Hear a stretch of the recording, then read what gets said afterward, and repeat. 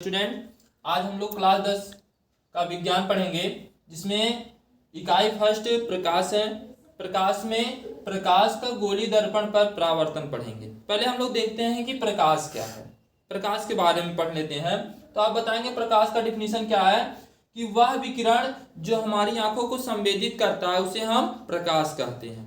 वह विकिरण जो हमारी आंखों को क्या करे, संवेदित करे, उसे हम प्रकाश कहते हैं। यद्यपि प्रकाश जो होता है हमें वस्तु को दिखाता है, प्रकाश जो होता है क्या होता है, वस्तु को हमें दिखाता है, लेकिन प्रकाश स्वयं दिखाई नहीं देता। ये जो प्रकाश है ये स्वयं दिखाई नहीं देता है। ठीक है, प्रकाश वस्तुओं को हमें दिखाता है लेकिन वह स्वयं दिखाई नहीं देता है। आपसे क्वेश्चन पूछेगा कि प्रकाश, देखो प्रकाश एक प्रकाशीय विकिरण ऊर्जा है। आपसे पूछा गया कि प्रकाश कौन सी ऊर्जा है, तो आप बताएंगे प्रकाश एक प्रकाशीय विकिरण ऊर्जा होता है। ठीक है, या आपसे पूछा जाए कि प्रकाश किस रूप में चलता है, तो बताएंगे प्रकाश विद्युत चुंबकीय तरंगों के रूप में चलता है। प्रकाश किस रूप में चलता है, तो प्रकाश विद्युत चुंबकीय तरंगों के रूप में चलता है। और पूछ लिया जाए कि प्रकाश का तरंगदैर्घ्य कितना होता है, तो हम बताएंगे प्रकाश का तरंगदैर्घ्य 3900 एंगस्ट्रॉन से 7800 एंगस्ट्रॉन होता है। कोई पूछा भैया एक एंगस्ट्रॉन क्या होता है, तो आप बताएंगे एक एंगस्ट्रॉन बराबर 10⁻⁻10 मीटर होता है।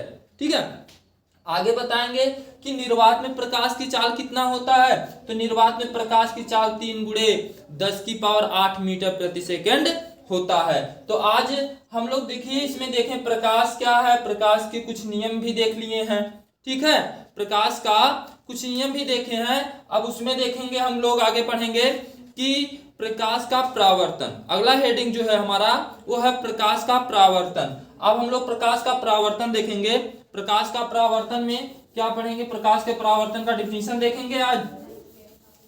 चलिए देखते हैं प्रकाश के परावर्तन का डिफिनीशन क्या है, बताएंगे।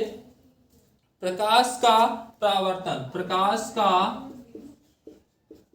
परावर्तन, तो ध्यान दीजिएगा प्रकाश का परावर्तन का डिफिनीशन क्या है। अब बताएंगे प्रकाश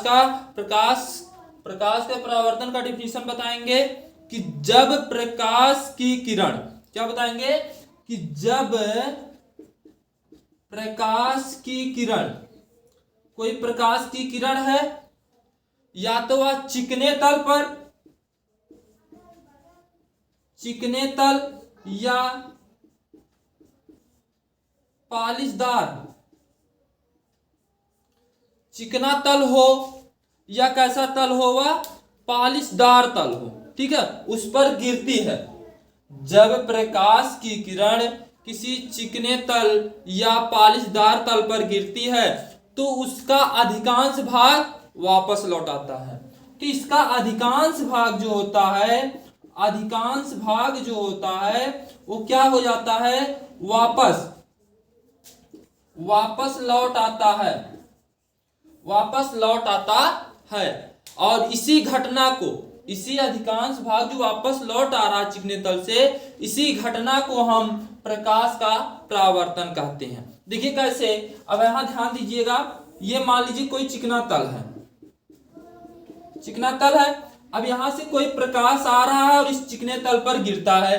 गिरने के बाद इसका अधिकांश भाग देखो उसी माध्यम में वापस लौट, इसी माध्यम में आ रहा है, इसी माध्यम में वापस लौट जा रहा है। यही प्रकाश का परावर्तन है। ठीक है, अब ध्यान दीजिएगा कि ये देखिए, आप लोग देखे होंगे कि कभी हम लोग जो है शीशा चमकाते हैं, जब सूर्य का प्रकाश आता है तो शीशा चमकाते हैं, तो शीशा ऐसे करते हैं तो सूर्य का प्रकाश ऐसे आता है, उसी माध्यम में इधर चला जाता है ना, प्रकाश उधर चमकता है।